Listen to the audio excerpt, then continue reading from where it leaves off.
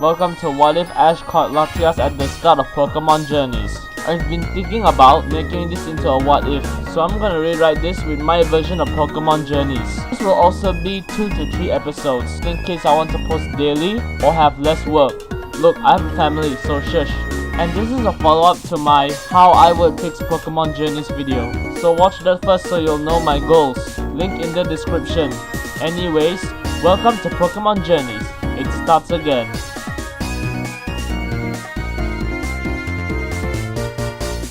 The story starts as Ash walks in Route 1 and hears a voice crying for help.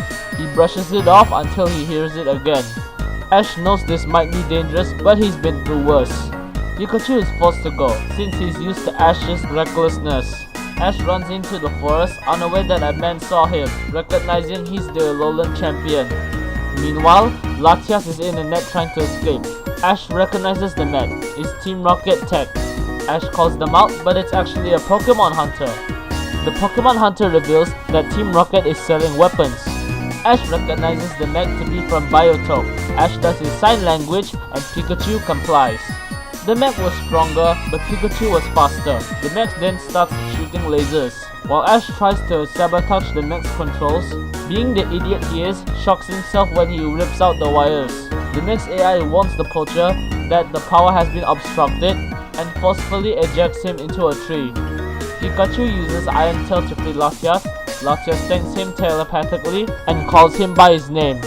Ash was confused at first, until Latias uses hypnosis on him and shows Ash her memories. Ash realizes this is the Latias he saved in Altomare. To snap back to reality, Latias suggests Ash catch her. While they are talking, Latias ties the hunter up with vines reusing Psychic.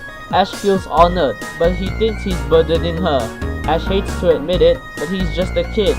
Latias reassures Ash, saying a boy like him deserves a Pokemon like her. Ash asks why does she want him to catch her. Latias replies, saying she wants to repay him.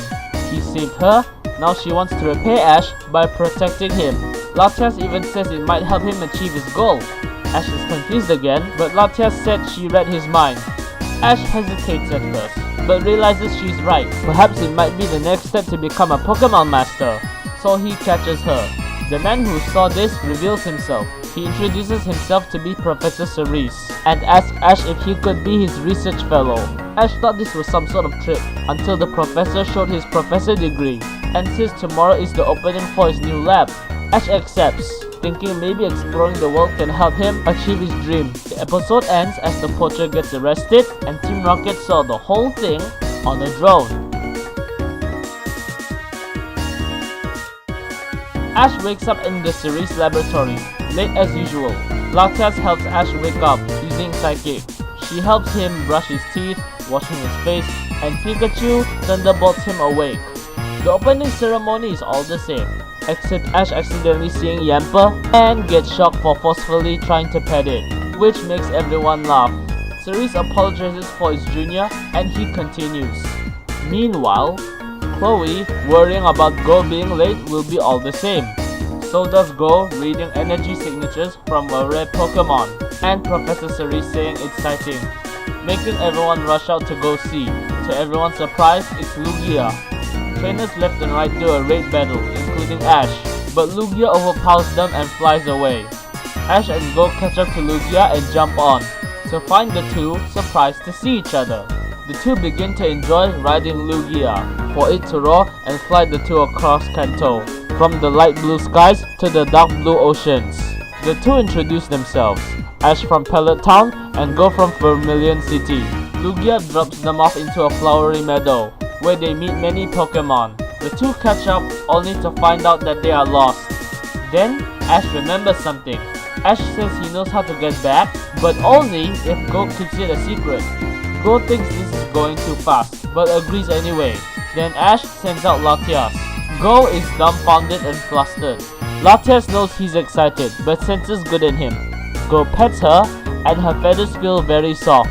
Later, Ash and Go hop onto Latias to ride back, to be surprised at how fast she is.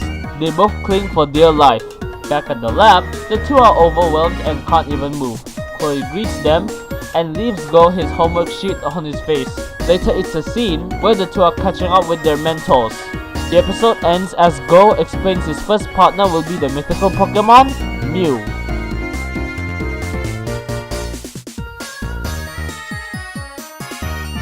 The story starts with Latias using Psychic to wake up Ash. Go is envious, not having a legendary Pokemon to help him. Ash brags about it, only for Latias to bonk him on the head. Ash and Go have breakfast, while Mr. Mime feeds the Pokemon, and Chloe goes to school. Professor Cerise explaining the outbreak of Ivysaur and Bulbasaur is all the same. Also Professor Cerise giving them their first Rotom phones. Meanwhile with Team Rocket, it reveals that they are selling weapons. Giovanni is impressed, but now is concerned about the police forces rising. Jesse reassures Giovanni, saying they'll invest in better weapons when that happens. As Ash and Go are walking, a little girl sees Ash's Latias. She asks if she can pet it, and Ash says yes. The girl then pets Latias. The girl knows she's not supposed to talk to strangers, but tells them her name is Tiara. Spoiler alert, Time to Pokemon Journeys episode 83. Tiara says her mom is at a relative's house and is living with her dad. They wave goodbye to Tiara. Ash and Go see Bulbasaur and Ivysaur marching. Sheriff Kala arrives, and Ash recognizes her as a non-figure. Go is surprised that he's relatives with the region sheriff, but Kala says she's a family friend. She wants to drill about Team Rocket. Since Ash has a Pokemon they want, she asks Ash to tread carefully. Later it's a montage of the two arguing for Latias to bonk both of their heads. They reach a construction site and meet Tiara again, and also her father, Bobby. Bobby gives Tiara a pep talk about not talking to strangers. Ash asks what's going on, and Bobby explains that he's an architect, and they didn't know that this spot is where Bulbasaur and Ivysaur sunbathe to evolve. The Bulbasaur and Ivysaur climb up using Vine Whip, and Ash and Go hops onto Latias to fly up. Ash and Go sunbathe to see what it's like to be an Ivysaur, until Team Rocket attacks, saying the classic motto for Ash to say I don't care. Team Rocket gets frustrated, and Wobbuffet lands piloting a mech that looks like him, while Team Rocket is on a balloon. Meowth speaks, and Go gets it out of his system of a talking Meowth. The two battle it out, but Latias hesitates because she's scared. Ash asks Latias to get it together and gets an idea. Pikachu hops onto Latias, Wobbuffet tries to blast them out of the sky, and Latias and Pikachu shoots a Thunderbolt Dragon Breath combination, sending Team Rocket blasting off, and Wobbuffet jetpacking after them in his mech. Later, the Ivysaur evolved into Venusaur, and the Bulbasaur evolved into Ivysaur. The Venusaur pollinates the whole area around them, and Professor Cerise gets the data back from the two of them, and Chloe coming home exhausted because all of the flowers bloomed in her school. The episode ends as Latias lets Ash sleep on her.